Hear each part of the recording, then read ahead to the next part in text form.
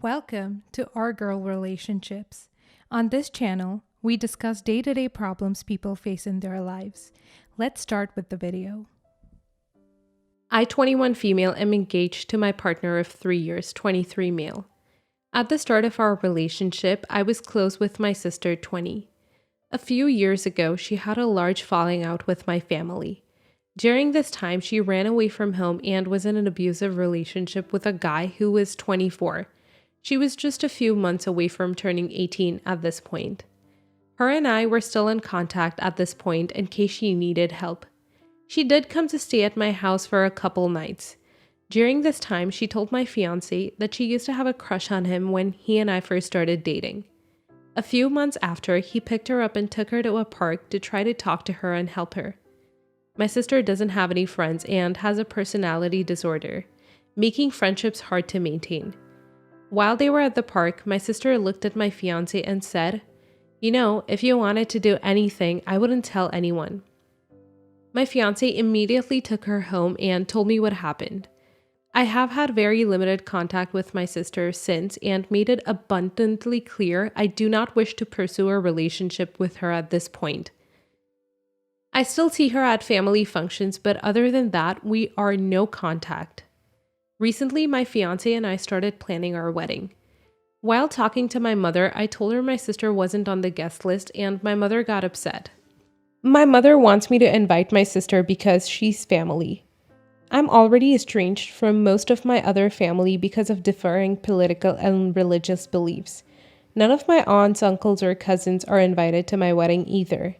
When I reiterated I didn't want her at my wedding despite her being my sister, my mother tried to question me about what happened and make it seem like a big misunderstanding. When that didn't work, she brought up my sister's personality disorder and tried to make it seem like my sister can't help it. Except I also have the same personality disorder. This is not the first time my mom has enabled her or tried to downplay stuff either. I told my mom that having a personality disorder doesn't excuse what my sister did, and I still want no contact with her and do not think she deserves to come to our wedding. I love my mom and have made it very clear that neither I nor my fiance want my sister at our wedding.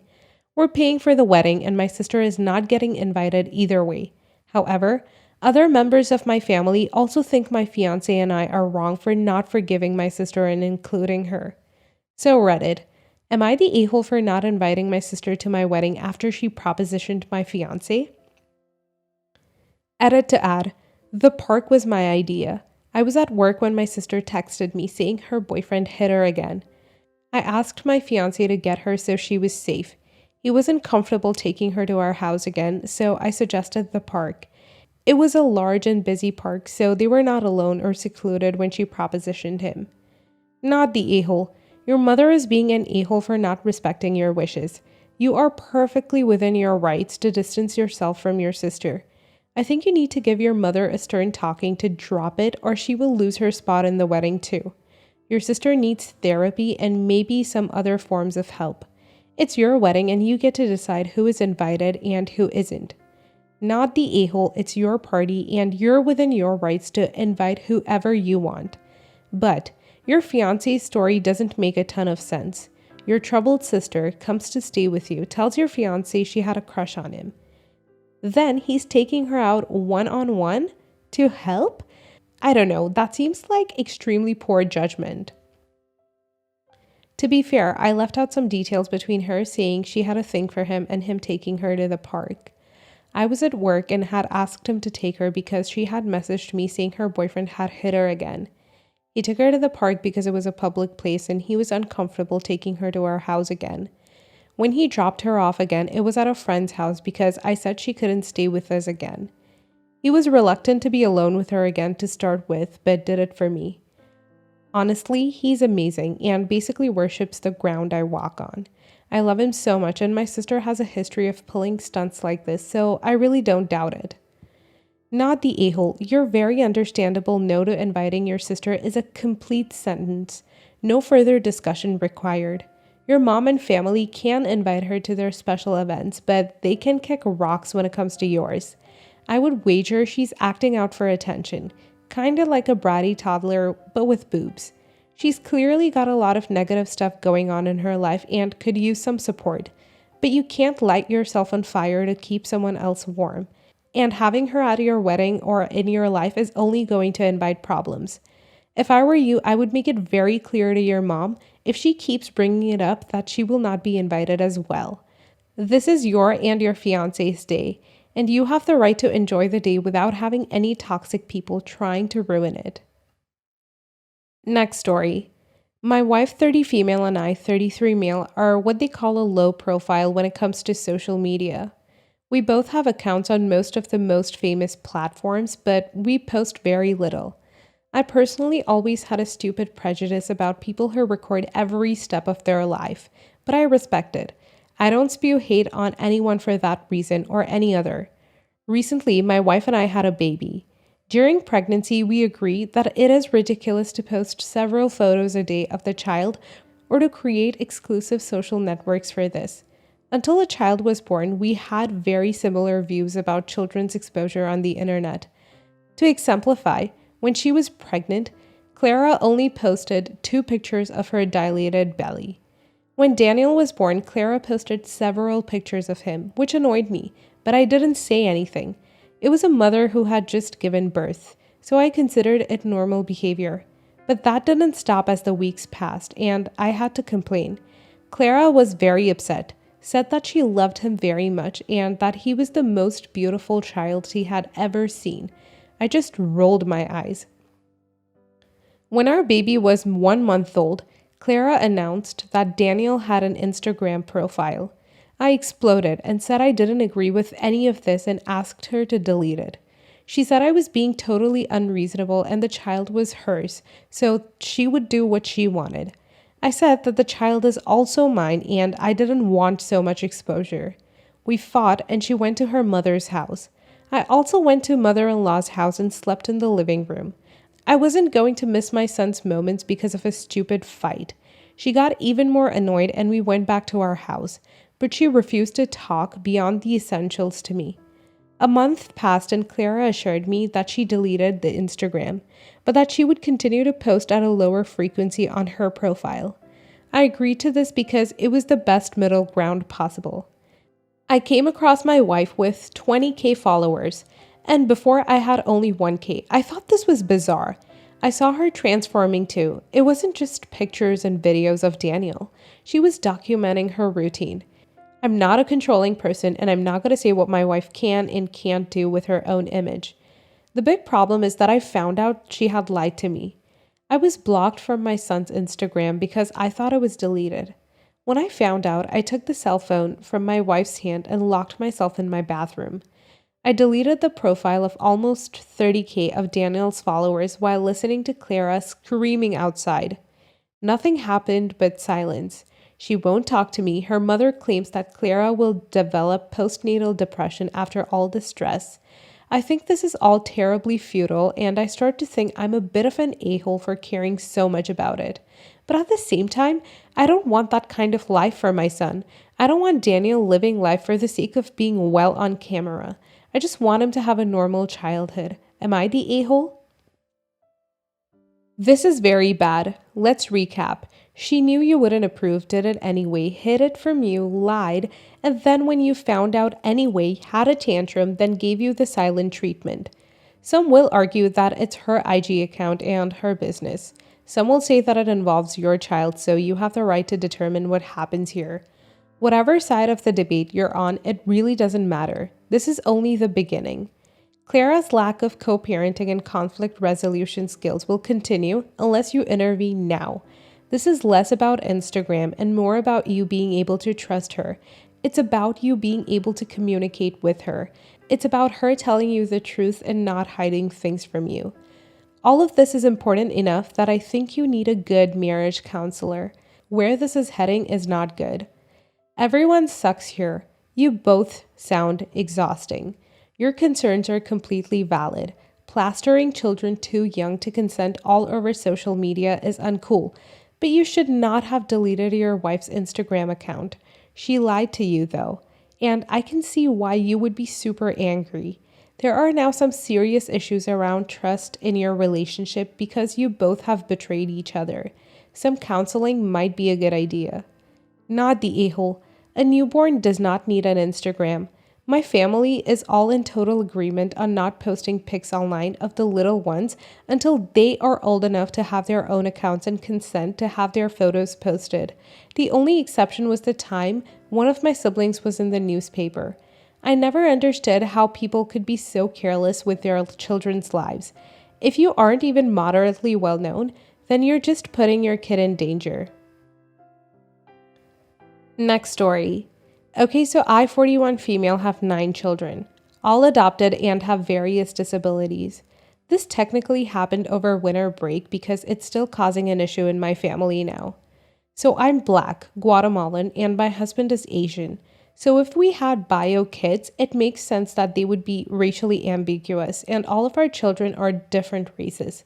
Some people think our children are bio or that we're a blended family. My sister-in-law married into the fam 2 years ago and has 6 kids. She's Mormon, and my brother converted to Mormonism as well. I've never mentioned to her that my kids are adopted, and based on what happened, I don't think my brother ever told her. We were having a Christmas get-together, and her 12-year-old son was misbehaving and bothering everyone. When one of my deaf kids was signing, he mocked her with fake hand gestures and weird noises. He also kept pulling his little sister's hair and generally just causing trouble. My sister-in-law was pretty aware of this and didn't dismiss it, but also did nothing to stop it. When all his moms were alone, she started this long rant about what an a-hole her son was and told us about the bad and weird stuff he did. She referred to him as a drake and an a-hole multiple times. And I'm personally not sharing all the private bad behaviors your kid does, but like the stuff she said he was doing was like borderline illegal. Like, oh haha, it was so annoying when he set all his sister's toys on fire. But then later in the convo, I said one thing about how I have disabled children, and she goes, maybe you should stop bringing disabled children into this world. It's clearly in your genes. I got up and started to walk away. She said, what's wrong? I was just suggesting. I turned around and said, it's better than bringing a-holes into the world. I'm not really proud of saying that. I stooped down to her level and it wasn't okay. But I left after that and went to go see what my husband was up to. She's really mad and has refused to come to any family holidays until we apologize.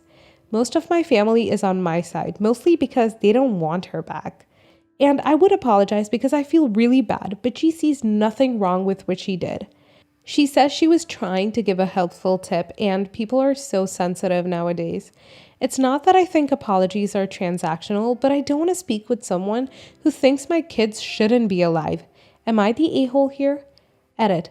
To clarify what I actually said, I don't remember word for word, but I was talking about how the place we were meeting was 4 hours away from my house, and it's hard to get all my children and their medical equipment in the car for a long road trip. Nothing that warranted her helpful tip. Also, if you want to know a vague description of their disabilities, I posted about it on the transplant sub. It's in my post history. Not the a-hole in any way. Are you kidding me? This witch has no right to say what she said. How dare she even think that she could be giving a helpful tip? That's downright nasty. What you and your husband have done by adopting children is in itself lovely. You're giving a family and a life of love and understanding to kids whose bio parents couldn't, and that's beautiful. On top of that, you decided that no disability was going to stop you from doing that for any kid, and that shows the kind of people you are. This absolute nightmare of a woman churns out devil spawn, insults her own son, who she failed to raise well, and then gets mad when you use her own words. Nah, F that. She's absolutely in the wrong here. Please do not apologize to her. You owe her no apology, and if your brother thinks otherwise, he can get F'd too. Not the a-hole. What she said is beyond insane, regardless if they were your bio kids or not. And the fact that she thinks that's okay is insane. She clearly has no remorse for her actions, and she's clearly not watching her own children. I would distance yourself and let your brother handle it. My mother was disabled, and I'm in my 20s, constantly heard comments, but the worst was when people asked why we bothered taking care of her. It hurts to hear that about your mom, so I completely see your side. Not the a-hole. You sound like you feel guilty for insulting another mom's kid due to anger about her insulting yours. If you wish to apologize because you regret using that method to handle the situation, of course you can and should. But if you're considering an apology because you owe her or she's family, then don't. Because calling her out on raising an a-hole is not the same thing as saying your children's disabilities mean they should never have been born. Also, agree with the people saying that even if she forgives you, you should refuse to be around her and the little fiend she's raising. Next story. Going to keep it simple. I-45 female, a childless widow of less than a year, made a decision to ask my boyfriend to move in with me. I'm the homeowner. His children have always lived quite a distance away with their mother, with yearly visits. Suddenly, within a month of moving in with me, my boyfriend expresses that his 13-male son wants to move in with us, along with descriptions of the boy as being a major problem child. Boyfriend's circumstances are such that if he was not living with me, he would be unable to offer his son this option. My opinion is that I did not sign up for this, am not ready for this, and I choose not to be a parent deliberately.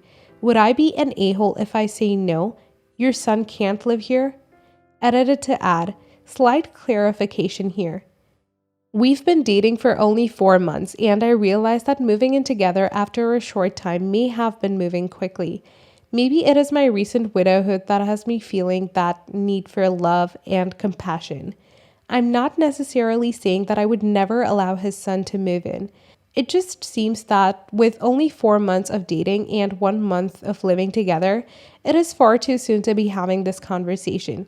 The possibility of any of his kids moving in here was not discussed prior to him moving in. I was of course aware of the fact that in an emergency situation, i.e. demise of mother, the children would absolutely come here. Edited to add, I fully expected an a-hole judgment for thinking even for a moment that my boyfriend should choose me over his child, although some commenters have expressed that view. This is a lot of information I have not included here and won't now, but those of you telling me that this is a bad idea and he is possibly taking advantage of me have really made me think about some things, and I'm scared you might be right. I'm not sure exactly what I will do at this point, but I realize now that I have allowed my boundaries to be pushed over in a lot of different areas, and I'm really questioning a lot of aspects of this relationship. Not the a-hole. You're not comfortable living with his son, and you are not obligated at all to do so. Everyone seems to be saying that OP shouldn't have moved in with a parent. However, I'm sure OP was under the impression that the kids were living full-time with the mother, and that was not going to change. I bet the boyfriend didn't tell her anything before moving in either. This is well above Reddit's pay grade. From what I can tell, you're making decisions in grief, which are always strongly unadvised. You should seek therapy before making any decision, especially if they're as massive as moving in with a new partner or becoming a stepmother. Also, apologies, but your partner's behavior is dodgy. Your relationship is fairly new, and by what you say, he barely sees his son. To me, it seems like he's using you for a free house and trying to get his son in as well, so it will be harder to kick him out once you catch him out on his BS. Please seek therapy and protect yourself. I fully expected an a-hole judgment for thinking even for a moment that my boyfriend should choose me over his child, although some commenters have expressed that view. There is a lot of information I've not included here and won't now because those of you telling me that this is a bad idea and he's probably taking advantage of me have really made me think about some things, and I'm scared you might be right. I'm not sure exactly what I will do at this point, but I realize now that I have allowed my boundaries to be pushed over in a lot of different areas, and I'm really questioning a lot of aspects of this relationship. This was my first experience on Reddit, and I appreciate all of you taking the time to give me a different viewpoint.